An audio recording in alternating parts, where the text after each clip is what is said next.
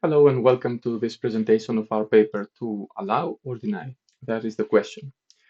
So my name is Panos. I am a senior lecturer at the University of the West of England, and this is a paper we wrote a few months ago with Professor Jukiro Tahasu from the National Institute of Informatics in Japan. So what's the motivation behind this paper, behind this work?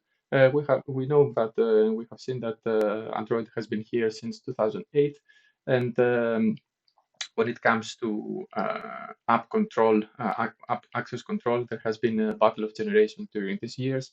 Um, so to give you an example, when the discussion comes to the app access control, we have seen that uh, before the sixth version of the operating system arrives, we had the ASCON install permission model when the user permits access to sensitive resources during installation.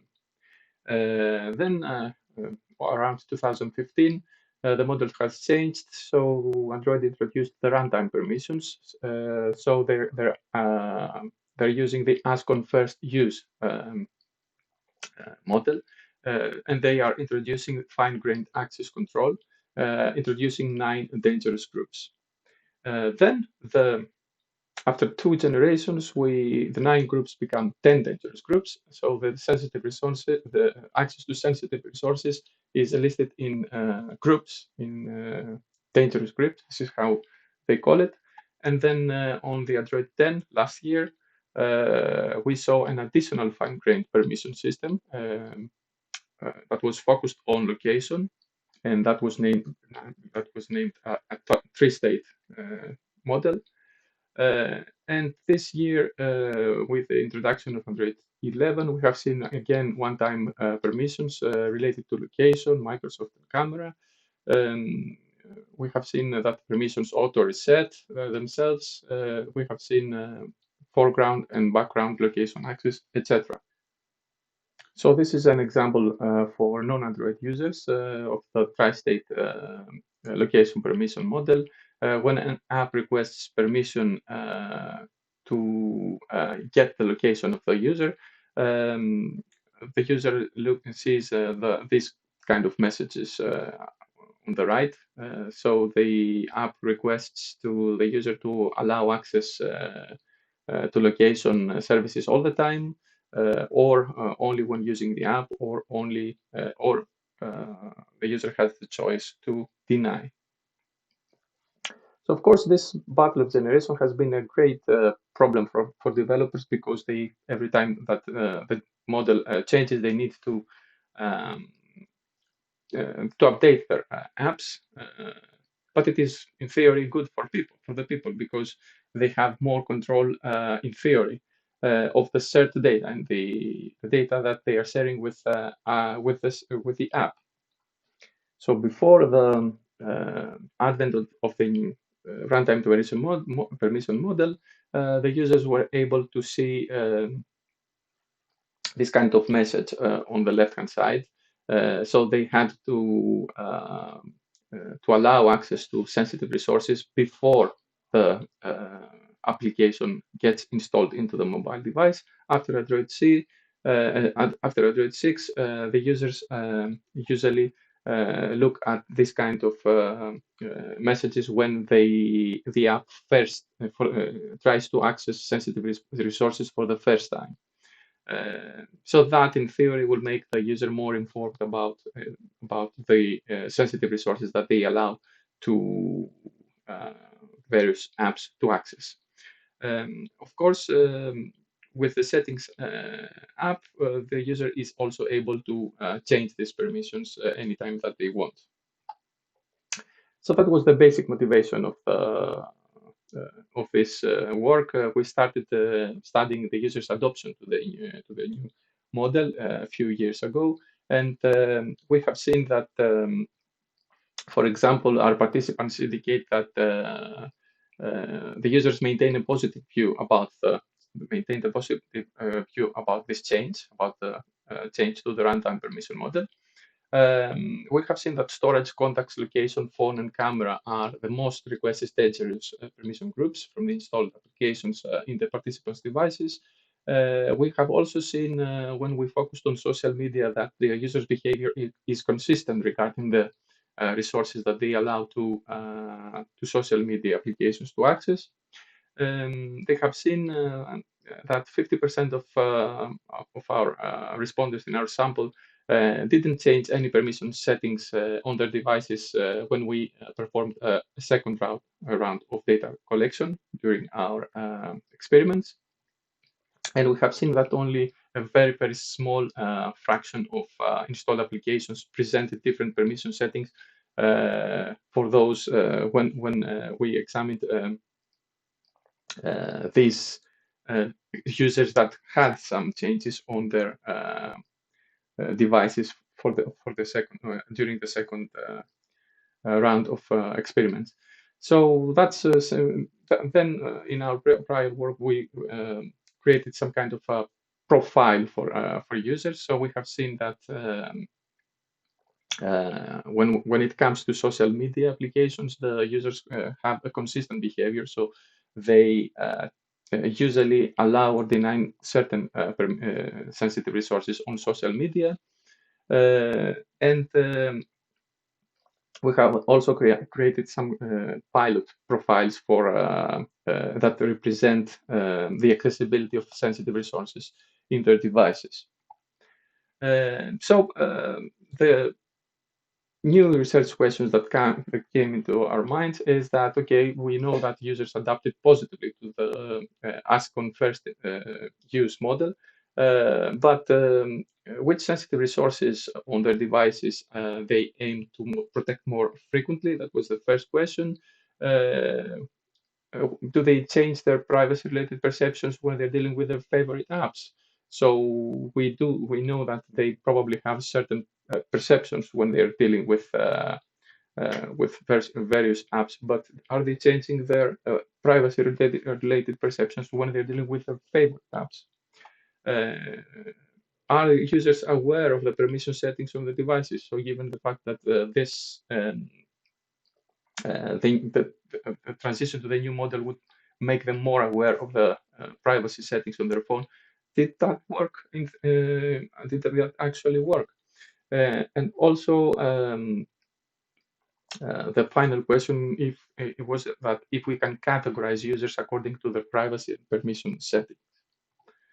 In order to achieve that, we developed an app called Permission Snapshots. Actually, we didn't develop it from the beginning because we already have used permission snapshots in the past, but we updated the app. So we updated the app. We uploaded the app on the Google Play Store, and we asked from participants to install it on their phone and answer some questions. So that was some kind of a survey instrument.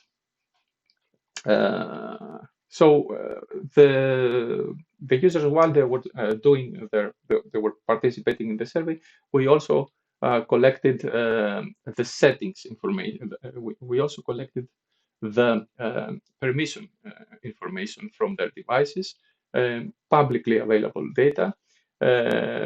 So the aim of this data collection process was to resemble the system's knowledge about the app permission on each device. So Android users, if they click on the settings app, they will be able to see what kind of permissions every app has given to every app on their devices, and they usually these permissions are seen like these screenshots. So what was the methodology that we used to do the survey and the data collection at the same time? First of all, when the user was invoking the app, he had to, of course, to provide consent of data collection, and then we asked them to turn on the statistical manager, stat manager, for their devices. Then they had to answer some basic demographics, and then we asked them the first question, assume that an app requests access to the following resources on your device. How likely is it to allow access to these resources? So they had this kind of Likert scale, and they had to adjust this scale according to their taste, according to their preferences. Then we ask them to provide the name of their favorite app, and then we solve the second question, which is that assume that your favorite app requests access to the following 9 resources. Which of these resources you would probably allow to access? So they had to turn on the resources that they would allow to their favorite app to access on their phone. And as I said previously, we also gathered the permission data from their devices in order to resemble the permissions that every app had given to the mobile device had given to every app. And as we already saw, we were aiming to answer the following questions. Now, the permission snapshot reconstruction is not new. We have used it in the past. So we actually using the permission manager class, which is a public class, and we are gathering permission settings that look like this excerpt in the on the right. And given this information, we're able to resemble this app. The fact we're able to resemble the way that the mobile devices show the app permissions to the user. We have made some improvements compared to the old app version, very advanced improvements. We were taking into account only installed apps from the user, not the system apps, for example, or the bloatware that usually comes with pre-installed with a lot of devices. We also considered the apps that were designed for the 6th version of operating system and onwards. We utilize the user stat manager. Therefore, we take into account only information about the apps that were at least invoked once. So we consider that our results are more accurate this time. So we received responses from 71 individuals. 60 of them allowed access to the user stats manager. And we have done some kind of data clearance. You can read the information about that in the paper. And let's see some results. So which sensitive resources on their devices users aim to protect more frequently? We saw in general that users are reluctant to allow access to their devices resources. You can see a lot of reds there. On the left-hand side. However, they are more positive to allow access to apps requesting to use their device's storage and sensors. So they're more inclined to provide access to these two categories. They hesitate to allow access to SMS, contacts, microphone, and the microphone. You can see quite a lot of red percentages there. They have clear views about location, SMS, storage, and contacts. So you can see that the neutral responses here, they are not great, they're not high. So users are more polarized when they need to take decisions, to make decisions related to these groups, sensitive groups. And for the responses for camera, we can see that they are equally divided between them. So we can keep here from this slide that users hesitate to allow access to SMS, contacts, and microphone. And this kind of information is, we have seen this kind of information in our previous work too. Now, when the discussion comes to how the privacy-related permissions change when they're dealing with their favorite apps, We compared the answer we got from the first and the second question, and we actually counted the number of positive answers in these questions. We enumerated the accessibility to sensitive resources this uh, with this methodology. Um, and with blue lines, you can see the accessibility to sensitive resources in general. And with orange lines, you can see the accessibility of accessible resources when the users talk about their favorite apps. So you can see that users are inclined to allow access to a larger number of positive resources when prompted by their favorite apps. So yes, their perception, privacy-related perception, changes when they're dealing with their favorite apps, probably because they want to get all to take advantage of the functionality of these apps. Another question was if users are aware of the permission settings on their devices. And to do that, we compared the answers from the second question and the actual settings that we found on the devices. So we used the Jaccard distance to do that, and we actually resembled the answers to the question and the device settings using vectors. So we use these vectors to resemble the accessibility in these dangerous groups, and we saw that only 21.3% of the respondents appeared to have a clear view of the responses they allowed to their favorite apps to access. So the discussion is here about their favorite apps.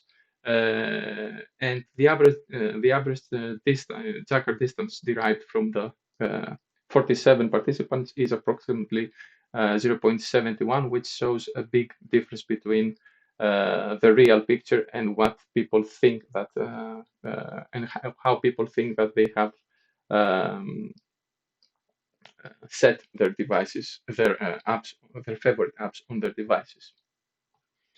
Finally, in order to categorize users according to their privacy permission settings, we used the Google Play App Store categories. So we measured how possible it is users to allow or deny access to an app that belongs to certain categories.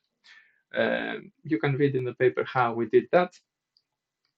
And we, using the agglomerative hierarchical clustering, we identified actually 5 distinct big clusters. And of course, this is an empirical observation. So we were able to identify 5 big privacy profiles, if you can say that. The majority of the profiles appear to be more restrictive, and here for every profile, the horizontal lines or the rows show how possible it is to deny red or allow green access to certain categories to the different permissions. So every row is the different app category, and every column is the various permission groups. So in general, we can see that profile 2 and 5 are more permissive. Profile 2 includes users who tend to allow apps access their location and storage. Profile 5 appears to be more strict with particular app categories compared to the second profile. Profile 1 is restricted in general. You can see a lot of red, but however, it allows access to location and sensors to certain categories of apps. Profile 3 would not usually allow access to the calendar, storage, and the microphone. So you can see a lot of neutral possibilities here. Profile 4 appears to be generally restrictive, a lot of reds. And when we're talking about the population distribution, we can see that profile 3 is the most populated. 43% of the users were found to be in this profile, um, and the rest of the profiles are almost equally distributed, except from profile 5, which is the smallest one. Additionally, we wanted to see how users perceive the new addition, the three-state model. So we asked 25 students in our university to participate in a pen and paper exercise. We gave them this piece of paper, asking them to answer 3 questions. We wanted to ask to comment on the functionality of each option, if the message that was given from the three-state message dialog is clear, and which option they would choose if they wanted to use an app that accesses the location of this device. Would they use the allow all of the time? Would they use the allow only when the app is in use, or they would use the deny function? So almost 73% thought that the message is clear. And from the 22 students who replied to this pen and paper exercise, 16 of them said that they would allow only while the app is in use.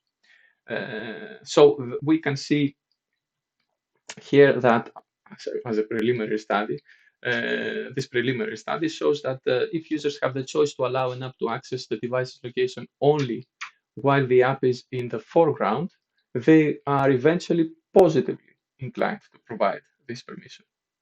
And approximately 3/4 of the participants thought that the tri-state location permission message was clear enough. So the Android 11 version extends this tri-state functionality to include access to location, microphone, and camera, and it would be interesting to see how users feel about this change. That might be a good question for the future. So we showed that a potential method to extract permission information and perform user profiling tasks related to users' privacy awareness in this work. We identified 5 distinct user profiles related to their inclination to allow or deny access to specific sensitive resources on their devices. We found that 13.4% of users in our sample belong to the most restricted profile. 16.4% belong to generally permissive profiles, and the rest of them are protective in general, allowing access to certain permission groups like the location, sensors, and storage. We saw also that users do not feel comfortable when with allowing apps to read their SMS, contact list, and using their microphones. We also saw that as users, we are more keen to allow our favorite apps to access restricted resources. We also saw that users fail to accurately report which groups are sensitive, are accessible from favorite apps. And we saw a pilot study on the acceptance of functionality of the tri-state model. In the future, we would envision that our profile categorization methodology could be embedded in recommendation systems to efficiently suggest apps that match users' privacy settings. So thank you for attending. The dataset is available at the UE Research Repository. And if you have any questions, you can just email me. Thank you for watching.